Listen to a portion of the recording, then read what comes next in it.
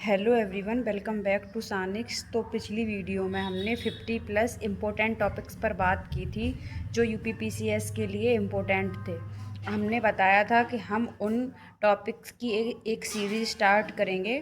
तो आज उसका पहला दिन है जिसमें हम हड़प्पा सभ्यता के बारे में पढ़ेंगे और यह पूरी सीरीज़ आपको शॉर्ट नोट्स के माध्यम से कराई जाएगी। अगर आपको ये नोट्स चाहिए तो आप कमेंट बॉक्स में बताइएगा, हम आपको शेयर कर देंगे। आइए पढ़ना शुरू करते हैं। सिंधु सभ्यता। देखिए, सिंधु सभ्यता के परिचय के बारे में बात कर लेते हैं।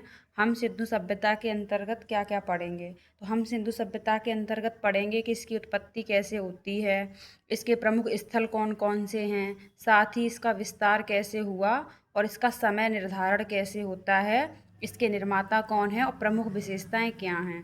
अब हम सिंधु सभ्यता के नामकरण की बात कर लेते हैं। देखिए, सिंधु सभ्यता के जो अन्य नाम हैं वो हड़प्पा सभ्यता भी है और सिंधु घाटी सभ्यता। देखिए, हड़प्पा इस सभ्यता का नाम इसलिए पड़ा क्योंकि सिंधु सभ्यता का जो पहला उत्खनन स्थल था वो हड़प्पा था, इसलिए इस सभ्यता का नाम हड़प्पा सभ्यता पड़ा। और यह सिंधु नदी के तट पर थी, इसलिए इसको सिंधु घाटी सभ्यता के नाम से भी जाना जाता है।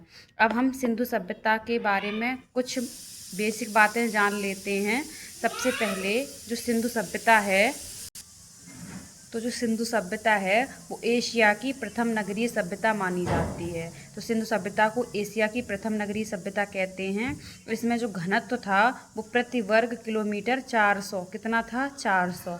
और यहाँ पर जो अर्थव्यवस्था का मूल आधार था वो व्यापार एवं वाणिज्य था। यानी कि जो सिंधु घाटी सभ्यता है वह एशिया की प्रथम नगरीय सभ्यता है और यहाँ का जो अर्थव्यवस्था का मूल आधार था वो व्यापार हुआ करता था, है ना। इसकी जनसंख्या कितनी थी, लगभग 40 लाख थी। और यह इतिहासकार कृपान हबीब के अकॉर्डिंग कितनी जनसंख्या है, 40 लाख। इसका स्वरूप कैसा है, नगरीय। और ये पाणिनि की अष्टाध्यायी में वर्णन है कि यहाँ पर नगर और गांव दोनों हुआ करते थे। इसका क्षेत्रफल लगभग 13 लाख किलोमीटर स्क्वायर है। कितना, 13 लाख किलोमीटर स्क्वायर, ठीक है। और इसका आकार जो है वो त्रिभुजाकार है। साथ ही यह भारत, पाकिस्तान और अफ़गानिस्तान 3 देश में फैली हुई है। कौन कौन से, भारत, पाकिस्तान, अफ़गानिस्तान। देखिए, ये वाला जो एरिया है मैं बता दे रही हूँ, ये एक मिनट, ये वाला जो एरिया है यहाँ पे सिंधु सभ्यता फैली थी, ऐसे लगभग त्रिभुजाकार, ठीक है। उसके बाद यहाँ पर 4 प्रकार की प्रजातियाँ पाई जाती थी। कौन कौन सी, काकेशस प्रजाति, भूमध्य सागरीय प्रजाति, मंगोलॉयड प्रजाति और अल्पाइन प्रजाति। अब ये जो हैं, काकेकस प्रणाली से ही कांस्य नर्तकी की मूर्ति मिली है। और भूमध्य सागरीय सबसे ज़्यादा जो जनसंख्या थी वो भूमध्य सागरीय थी, जिसमें 70% जनसंख्या निवास करती थी। मंगोलॉयड प्रजाति के वहाँ जो लोग थे वहाँ से हमें पुरोहित की मूर्ति प्राप्त होती है। और जो द्रविड़ हैं वो उत्तर भारत संस्कृति का विकास होता है, किससे, द्रविड़ से। ये अलग है, हम वैदिक सभ्यता में जब हम पढ़ेंगे तो इसकी बात करेंगे। अब नगरों का क्षेत्रफल मतलब किस प्रकार से विभाजित था, उनका जो आधार है वो क्या है। तो देखिए, एक तो बड़े बड़े नगर थे जैसे कि मोहनजोदड़ो, धौलावीरा और हड़प्पा। और एक मध्यम नगर थे जैसे कि कालीबंगा। एक छोटे मतलब लघु नगर थे जैसे लोथल। और सबसे छोटे नगर भी हुआ करते थे जैसे कि कोट दीजी। अब देखिए, हड़प्पा सभ्यता का काल निर्धारण कैसे होता है। तो एक विधि होती है रेडियो कार्बन 14 पद्धति। इसको एज इट इज़ याद कर लेंगे कि हड़प्पा सभ्यता का काल निर्धारण किस पद्धति से किया जाता है। तो रेडियो कार्बन 14 पद्धति याद कर लेंगे। अब अलग अलग इतिहासकारों ने हड़प्पा सभ्यता का जो स्थल है वो जो काल निर्धारण है वो अलग अलग बताया है। पहला डीपी अग्रवाल। तो जो डीपी अग्रवाल ने हड़प्पा सभ्यता का समय 2300 से 1700 बीसी माना है। जॉन मार्शल ने 3250 से 1750 बीसी माना है। ऐसे ही अलग अलग इतिहासकारों ने इसका समय माना है। और नवीन शोधानुसार जो हड़प्पा सभ्यता है वो लगभग 8000 वर्ष पुरानी है। कितनी पुरानी है, 8000 वर्ष पुरानी। अब देखिए, जो हड़प्पा सभ्यता की खोज है, यहाँ पर हम हड़प्पा सभ्यता की खोज की बात कर लेते हैं। तो सबसे पहले क्या होता है, 1826 में चार्ल्स मैसन, कौन, चार्ल्स मैसन ने सबसे पहले हड़प्पा टीले की जानकारी दी थी। लेकिन उनको ऐसे नहीं पता था कि यहाँ पे कोई सभ्यता होती होगी। उसके बाद क्या होता है, 1921 में जॉन मार्शल, कौन, जॉन मार्शल। इन्होंने उत्खनन किया किसका? हड़प्पा नगर का। जॉन मार्शल के नेतृत्व में किया गया था हड़प्पा नगर का उत्खनन। किसने किया था? दयाराम साहनी ने। तो हड़प्पा नगर की खोज 1921 में दयाराम साहनी ने की थी। साथ ही 1922 में हड़प्पा सभ्यता का एक और प्रमुख स्थल मोहनजोदड़ो खोजा गया। जो मोहनजोदड़ो जिसकी खोज किसने की थी? राखलदास बनर्जी ने। तो इसको याद रख लेंगे। 1921 में दयाराम साहनी ने हड़प्पा की खोज की और 1922 में राखलदास बनर्जी ने मोहनजोदड़ो की खोज की। अब देखिए हड़प्पा सभ्यता का जो सबसे उत्तरी स्थल है, आपको पता है इधर उत्तर के अपोजिट इधर दक्षिण, ये पूर्व और ये पश्चिम। तो हड़प्पा सभ्यता का जो सबसे उत्तरी स्थल है वो है मांडा, जो कि जम्मू कश्मीर में पड़ता है। सबसे दक्षिणी स्थल दैमाबाद, जो कि महाराष्ट्र में पड़ता है और यूपी में पड़ता है। हड़प्पा सभ्यता का सबसे पूर्वी स्थल जो कि है आलमगीरपुर। उसके बाद सुतकांगेडोर, जो कि बलूचिस्तान पाकिस्तान प्रांत में स्थित है। इसके बाद आगे हम हड़प्पा सभ्यता के नगर देख लेंगे कि किस प्रकार से ये विभाजित हुआ करते थे। देखिए हमने यहाँ स्ट्रक्चर बनाने की कोशिश की जिससे आपको समझने में आसानी हो जाए कि कैसा वहाँ का नगर नियोजन था। देखिए हड़प्पा सभ्यता ऐसे होता था, कुछ नगर ऊंचे स्थान पर होते थे और कुछ नगर नीचे स्थान पर होते थे। तो जो ऊपरी स्थान था, और जैसे इधर ये वाला पश्चिम है, इधर ये पूर्व है, तो पश्चिमी जो टीला था उसको दुर्ग क्षेत्र कहते थे और यहाँ पर सब अमीर लोग रहते थे, जो शासक वर्ग था वो। और पूर्वी टीला ये नगर क्षेत्र था, यहाँ पे जो काम करने वाले कारीगर लोग थे वो रहते थे। इसी प्रकार से कुछ अलग अलग नगर अलग अलग तरीके से बसे हुए थे। जैसे कि धौलावीरा जो 3 नगरों में विभाजित था। धौलावीरा हड़प्पा सभ्यता का एकमात्र ऐसा नगर है जो 3 भागों में विभाजित है। जैसे ये कलश क्षेत्र है, इधर मध्य क्षेत्र है और इधर ये वाला नगर क्षेत्र। तो ऐसे धौलावीरा 3 भागों में बटा हुआ था। बाकी सब स्थल 2-2 भागों में बटे हुए थे, लेकिन धौलावीरा कितने भागों में बटा हुआ था?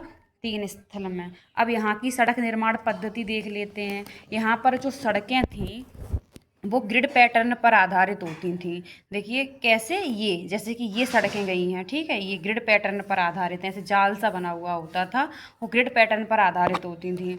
और यहाँ पे सड़कें कच्ची ईंटों से बनी होती थी, लेकिन इसका अपवाद भी मिलता है जो कि कालीबंगा से मिलता है। यहाँ पर पक्की ईंटों की सड़कें बनी हुई थी और यहाँ पर जो नालियाँ थी वो भी पक्की ईंटों की बनी हुई थी, ठीक है। उसी प्रकार मोहनजोदड़ो की जो सड़कें हैं वो सबसे चौड़ी थी और ये एक दूसरे को समकोण पर काटती थी। ये एक दूसरे को समकोण पर काट रही हैं इसी तरीके से। अब देखिए ये जो यहाँ पे ये देखिए ये सड़कें हैं, ठीक है, ये ग्रिड पैटर्न पर बनी हुई हैं, एक दूसरे को काट रही हैं और यहाँ पे ऐसे नालियाँ बनी होती थी। ये नालियाँ ढकी हुई होती थी, लेकिन जगह जगह पर क्या है, इनमें मैन होल बनाए जाते थे ताकि साफ सफाई हो सके और ऐसे करके नगर बसाए जाते थे कि जो भी दरवाजे हैं वो सड़क की ओर ऐसे खुलते थे, है ना। अब यहाँ की लिपि देख लेते हैं। हड़प्पा सभ्यता की जो लिपि है वो भाव चित्रात्मक लिपि है। कैसी हड़प्पा सभ्यता की लिपि? भाव चित्रात्मक। इसे आज तक पढ़ा नहीं जा सका है और यह दाईं से बाईं ओर लिखी जाती है, तो इसको भी हम याद रख लेंगे। आगे चलते हैं।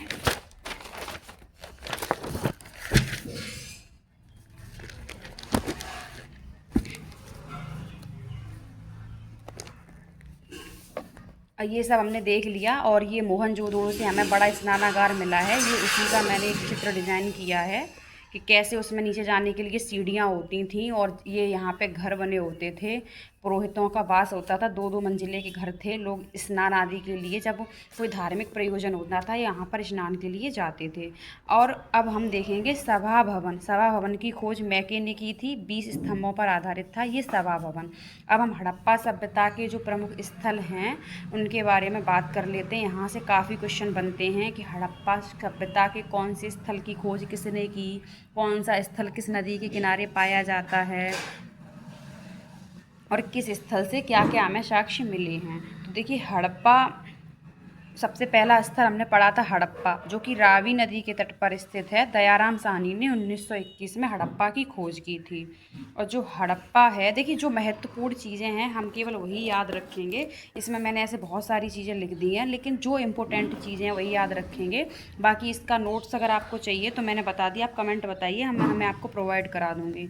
हड़प्पा से हमें अन्नागार मिला है, मातृ देवी की मूर्ति मिली है, ताबूत मिला है, एक RH-37 कब्रिस्तान, हाथी की खोपड़ी मिली है और एक सींग वाला पशु मिला है जिसे हम यूनिकॉर्न बोलते हैं, है ना। और मोहनजोदड़ो की खोज राखलदास बनर्जी ने की थी। यहाँ मोहनजोदड़ो का अर्थ होता है मृतकों का टीला, यानी कि लाश का ढेर। एक मूवी है जो ऋतिक रोशन की है, उसमें मोहनजोदड़ो आप कभी देखिएगा, काफ़ी फैक्ट जानने को मिलेंगे और उस मूवी से। और उसके बाद है अन्नागार।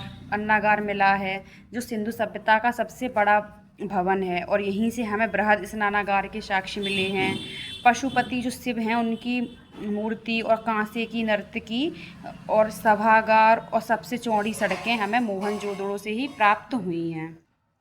इसके बाद हम धौलावीरा के बारे में बात कर लेते हैं। धौलावीरा गुजरात में स्थित है और यह नवीनतम खोजा गया शहर है। धौलावीरा के बारे में एक अन्य तथ्य आप बताएंगे कि यह कौन से नंबर की यूनेस्को हेरिटेज साइट है, कमेंट बॉक्स में इसका उत्तर दीजिएगा।